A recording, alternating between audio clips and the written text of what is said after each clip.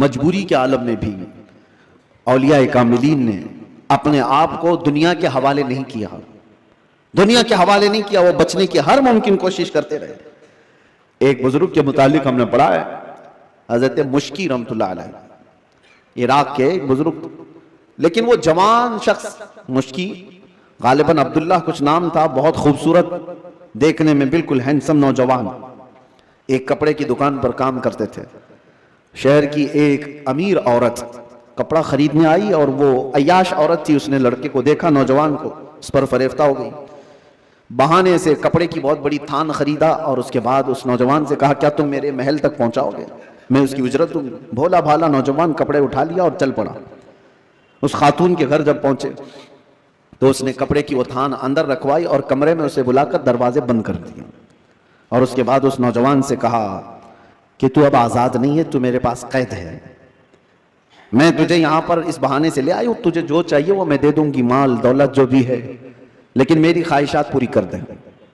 وہ کانپنے لگ گئے ہیں۔ اللہ کا خوف، اللہ کا ڈر، جس کی روح مضبوط اور طاقتور ہوتی ہے، ہر مصیبت سے اس کو کسی نہ کسی طرح بچا لیتی ہے، اللہ کا فضل ہوتا ہے۔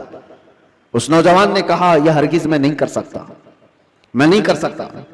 اس خاتون نے کہا تو پھر تم یہاں سے بچ کے بھی نہیں جا سکتے، کسی حالت میں تم بچ کے بھی نہیں جا سکتے، اور نہ کسی کو پتا ہے کہ تم یہاں اندر ہو۔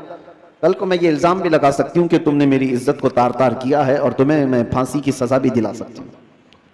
اس نوجوان کی مجبوری دیکھیں کہ خاتون نے ایسے اس کے اوپر حاوی ہونے کی کوشش کی کہ کسی بھی طرح سے اس کو گناہ کی سرزمین پر دھکیل دے، لیکن یہ نوجوان ہے، اچانک نہ جانے دل و دماغ میں کیا خیال آیا، کہا کہ ٹھیک ہے مجھے استنجا کرنا ہے، طہارت، ٹوائلٹ جانا ہے۔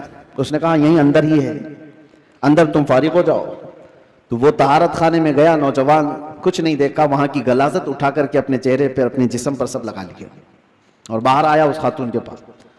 اس عورت نے دیکھا کہ بدبو اور یہ غلاظت یہ جسم پر، وہ چیخ مار کر دروازے کھول دیے کہ کوئی پاگل آیا، اس کو گھر سے نکالو، جلدی یہاں سے نکالو اس کو۔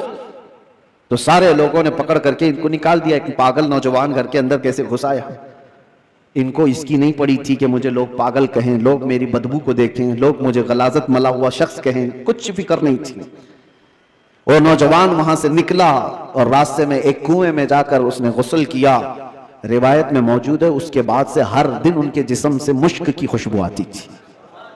اللہ تبارک و تعالیٰ کے لیے جب بندہ اپنے جسم کو بچا لیتا ہے تو رب تبارک و تعالیٰ اس کو ہمیشہ کے لیے محفوظ کر دیتا ہے یا خوشبودار کر دیتا ہے۔